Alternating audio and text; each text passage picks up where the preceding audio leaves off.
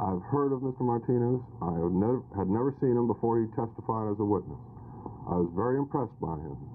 And I talked to him on the phone very briefly yesterday afternoon, and he was excited about the appointment, and I was also. I have never met Mr. Holmes. I attempted to reach him by phone yesterday and was advised he was out of town. What do you think this committee can truly accomplish?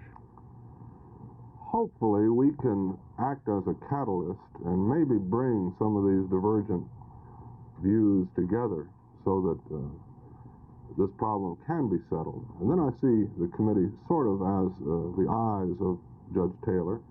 He obviously can't keep supervision of the schools as they operate, and I expect, will look to us to find out how the plan, whatever plan is adopted, works.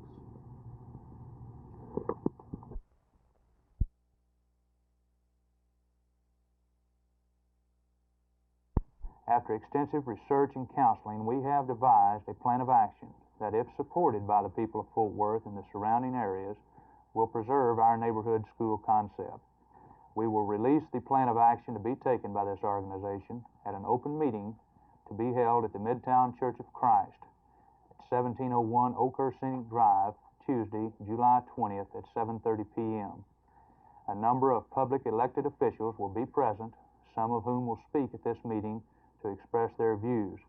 We extend an invitation to all citizens of the area, regardless of race, creed, or color, to attend this meeting. Mr. Lucas, you say you have a new plan. Will this vary greatly from the plan that was okayed in Judge Brewster's court yesterday? When I say a plan, sir, I mean not a plan that we have devised as something to remake the plan the school board has done, but only a plan of action that our group feels like will eliminate the busing and concept and retain neighborhood schooling.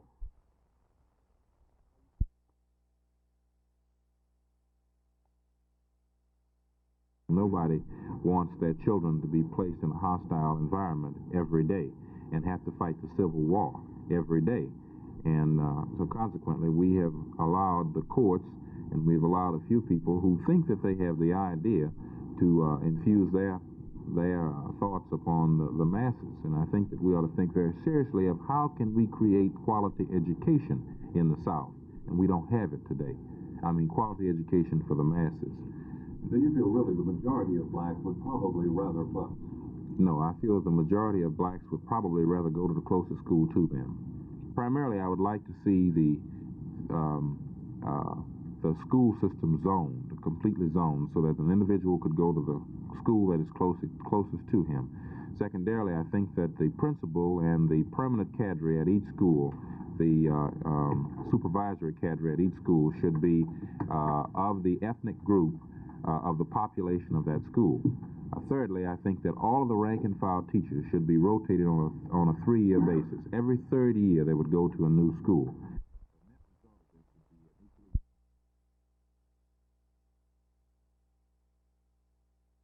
This is room 115 at Drummer's Inn Motel in Fort Worth, the distribution point today for the vaccine for VEE, or brain fever, or the horse sleeping sickness that has struck the horse population in southern Texas.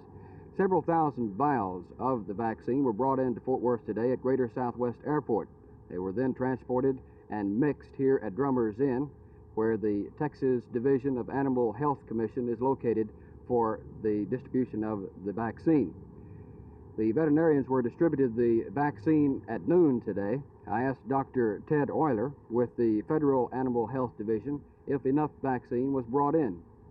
We've got a very small shipment from what we're going to need here. We've only received approximately 2,000 doses for the Fort Worth immediate area here.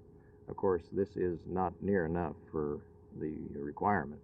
Veterinarians who came here today and received enough for 70 inoculations of the vaccine said they did not want to talk about their problem on camera.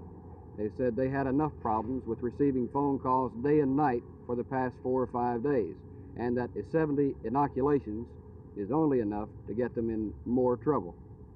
Jim Green, Channel 8 News on the Move, Fort Worth.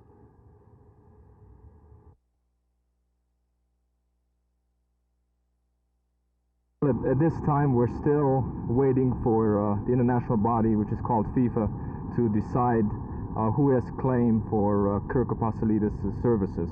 Of course, here in Dallas, we are convinced that we have the right for him, for his services, until the end of the North American Soccer League season, which could be August the 21st, which is our last road trip, and we hope we will go into the playoffs and a championship team, which could mean until September the 20th. Of course, his former club that he had left in '65 when he came here to this country to attend college claims they've never given him the release, and as a result, after 6 years, he still belongs to them. And we have documents showing that Kirk had come from Canada after he had signed a professional contract there in '67. He played for that team in '68. He had come back to the United States. He played for the Greek Americans in San Francisco and obtained his certificate of transfer from the Canadian Soccer Football Federation, and then was signed by the Greek Americans, who gave us his release to have him for this season.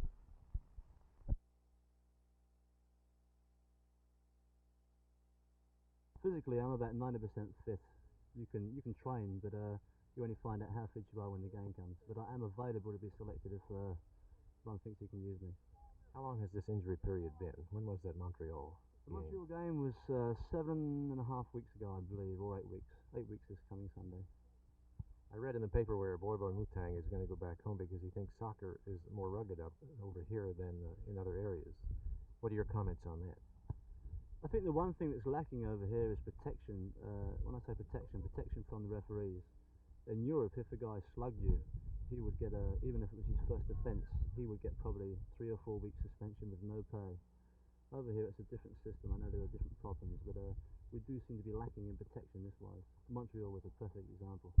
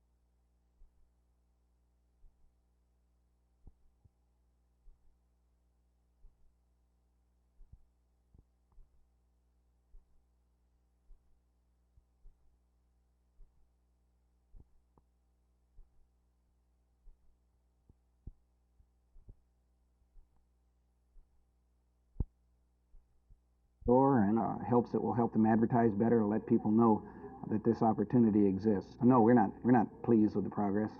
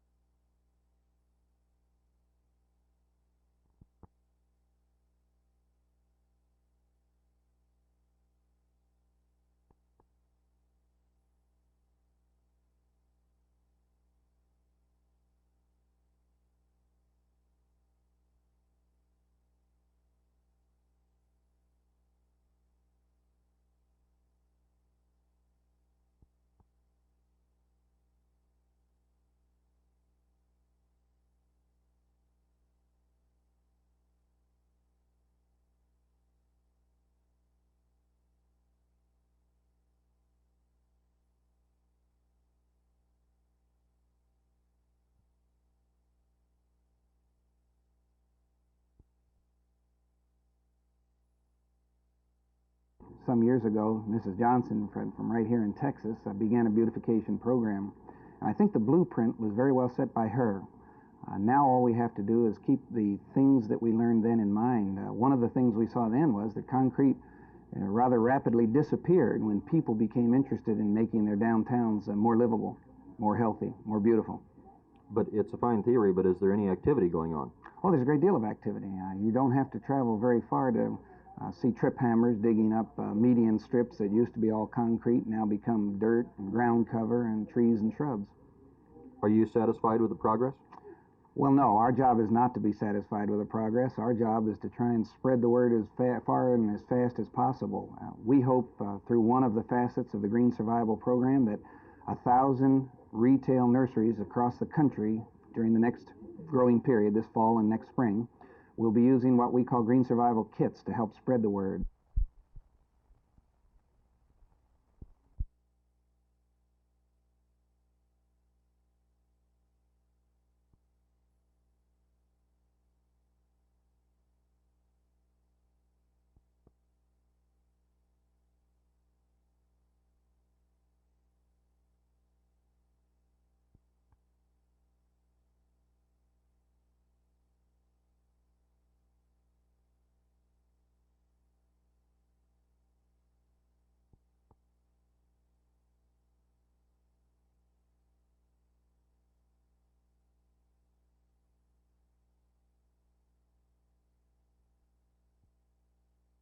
Everybody is trying to lure the swinging singles of Dallas these days, and now the church is no exception.